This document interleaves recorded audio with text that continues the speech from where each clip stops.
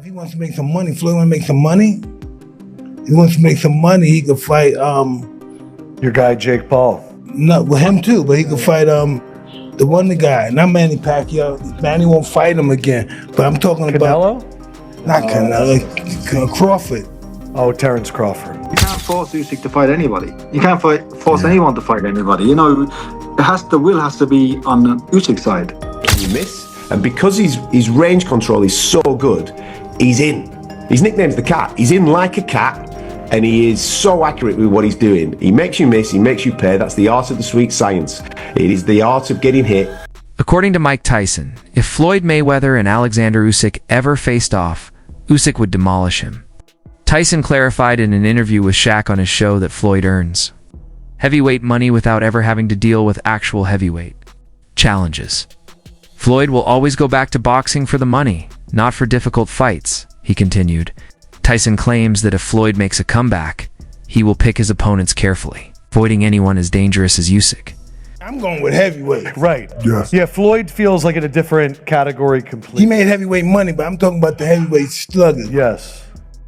I don't know if we're ever going to get to the heavyweights again. Huh? Speaking of Floyd. No, that's going to come back again. Okay. Always come back. Speaking of Floyd, him and Roy Jones been going back and forth. If they were to fight, give me your opinion on who you think would win and why. And would people want to see that fight now? Well, listen, people are all going to hate on Floyd, so they will want to see the fight. They want to see Floyd get beat. But are they going to fight? I know they're going back and forth. I don't know. Yeah, I don't think they would matter. If he wants to make some money, Floyd want to make some money. If he wants to make some money, he could fight your guy Jake Paul. No, with him too, but he could fight the one guy, not Manny Pacquiao. Manny won't fight him again. But I'm talking Canelo? about not Canelo, Crawford. Oh, Terrence Crawford.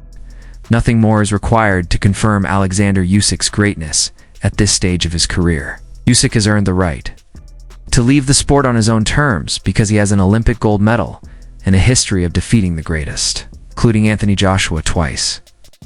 Nevertheless, speculation about his potential next opponent is rife in the boxing community. Which he doesn't have to do probably because his legacy is secured. He's done basically everything in boxing. And if he was to retire tomorrow, or what could happen, which has been muted, that he was going to have the Dubois fight and then he was going to have a celebrity fight, like crossover fight with an ex-MMA or something like that, which for me wouldn't be nice because I think it would cheapen his legacy in some way. But as Addy said, pounds and pence and dollars are what count in this game. Andy, have you spoken, or has Spencer Brown or Frank spoken to you? Because to be fair to Frank, I've spoken to Frank twice since the fight, and he does always say, it's Joseph Parker next, it's Joseph Parker next.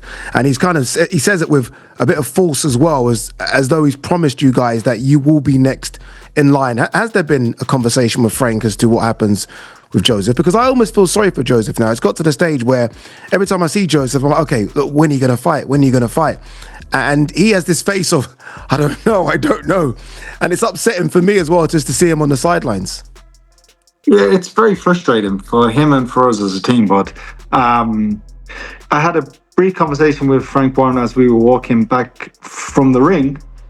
I said, it has to be Joe. And he said, we're going to push for Joseph.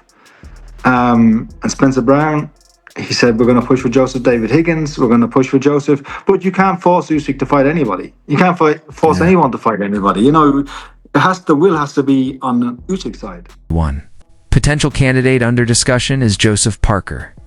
A number of other heavyweights are keen to challenge him, despite the fact that nothing official has been confirmed. However, Usyk has stated in public that he is only capable of one more battle. The suspense surrounding his next opponent has grown much more acute just because of that statement. The will has to be on Usyk's side.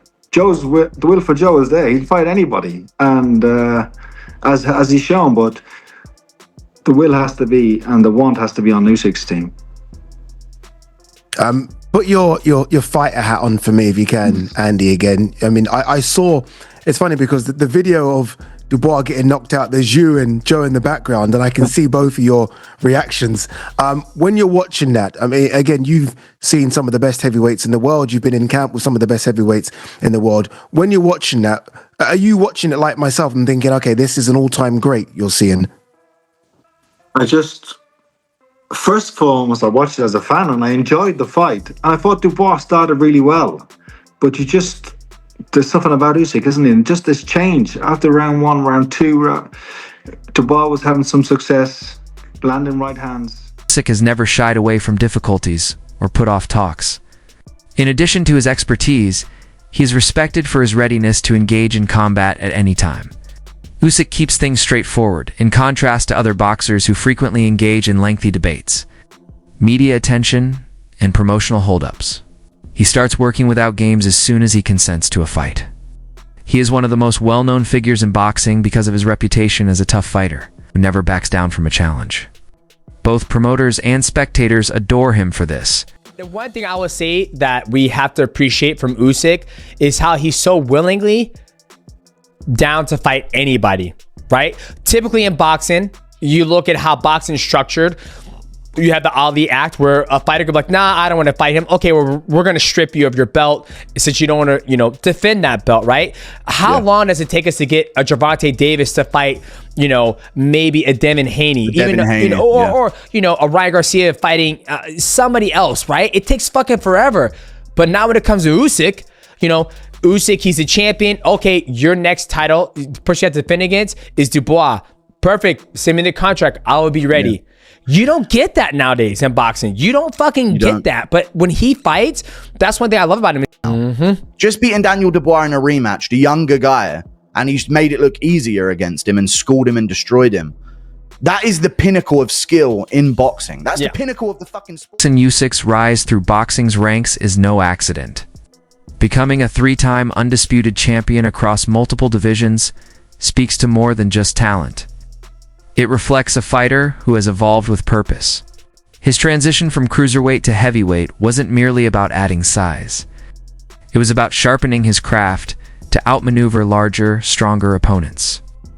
Back-to-back wins over Anthony Joshua proved Usyk's ability to outthink and outwork elite heavyweights. His ring IQ, movement, and stamina set him apart. Beyond the sport, Usyk also paused his career to serve his country during wartime, demonstrating a rare kind of bravery and integrity. That act of selflessness, combined with his athletic discipline, shows the kind of character that transcends boxing. Analysts now mention Usyk alongside all-time greats like Manny Pacquiao and Floyd Mayweather. While they fought in different divisions, Usyk's dominance and adaptability echo Mayweather's technical brilliance and Pacquiao's heart and tenacity. What truly sets Usyk apart is how seamlessly he conquered multiple weight classes while maintaining an undefeated record. He's not just a standout of his generation, he's building a legacy worthy of the sport's highest tiers.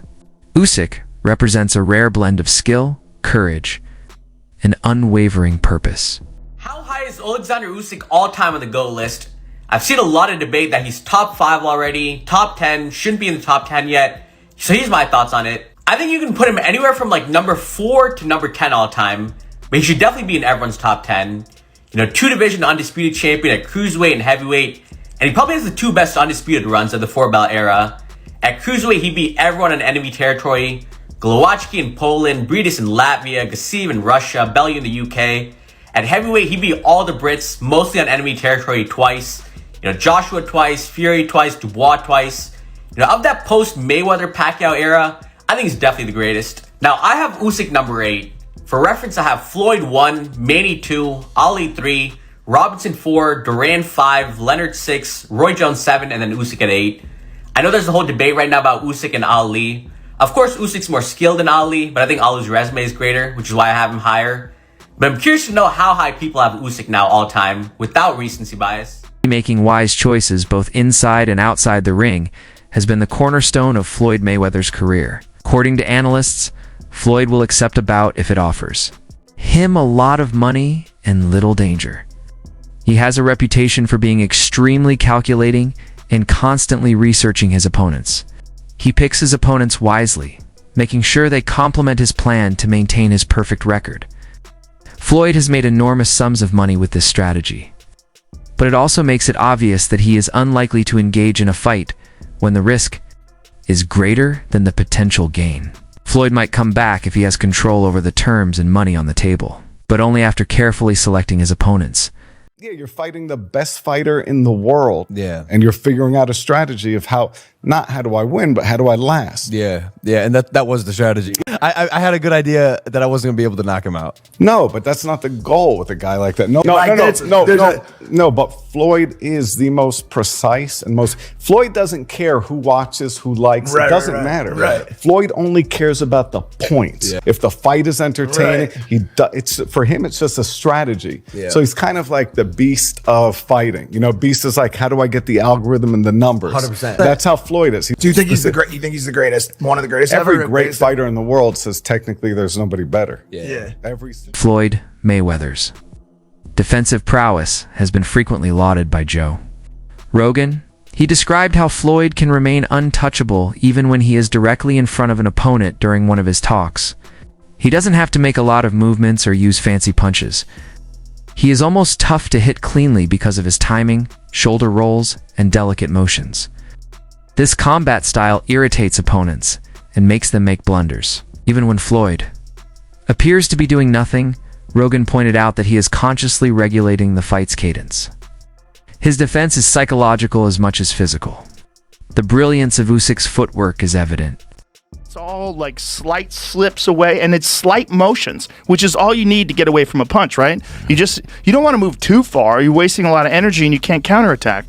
One of the best things about Floyd, and one of the most brilliant things about him, he's one of the most elusive fighters of all time, but he didn't move around.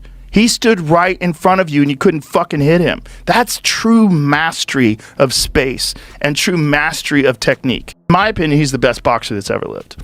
Yeah, I mean, I'm not qualified to rank people, but I watched when he was making that ascent towards it. Ended up being 50. He just fought last weekend. This weekend, yeah, he fought a match against John Gotti's grandson, which is crazy. That's scary for a lot of reasons. Yeah, for a lot of reasons, right? But this is the second time they fought. The first time they fought, it ended in a brawl.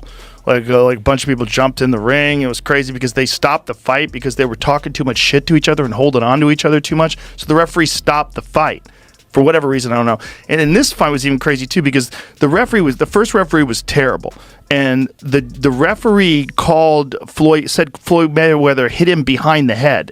Absolutely incorrect call. Floyd threw a right hand and it caught him on the side of the head, and the referee claimed that it was behind the head. So Floyd fired the referee in the middle of the bout. He stops the bout. He's like, "Get the fuck out of here! Get out of here!" Because he's the promoter, also. Well, I guess. I mean, also it's Floyd Mayweather. Like, what's the referee gonna do? Fuck you! I'm gonna stop the fight. Like, also they're in Mexico City. Like, you could get killed. Like, just get out of the ring, buddy. So Floyd throws this punch, and he's 100%. And I did notice his foot movement. He was just moving. He was just moving away, so Dubois couldn't hit him. Couldn't get near him. And then when he was punching Dubois, he made him look like in football terms, he made him look like a non-league player. He made him look bad. Mate, that's the beauty of Oleksandr Usyk. His training with his little mate Vasil Lomachenko, they came through the pro ranks together, well, amateur and pro ranks together, and their training regimes are completely off the textbook. They don't do it like everybody else does it. There's a lot of ballet, for example, that they use. There's a lot of gymnastics. There's a lot of different techniques, in their training that they incorporate into the game. And you can see it with the way that he fights. He is like a brutal ballerina. His footwork is absolutely sensational. What he does, he stands in range just enough, so therefore the guy that he is fighting believes that he's going to get hit in a moment. So therefore mentally you're constantly working, and therefore you're throwing at times where he's then making you miss. And because his range control is so good, he's in. His nickname's the cat. He's in like a cat, and he is so accurate with what he's doing. He makes you miss, he makes you pay. That's the art of the sweet science. It is the art of getting hitting and not getting.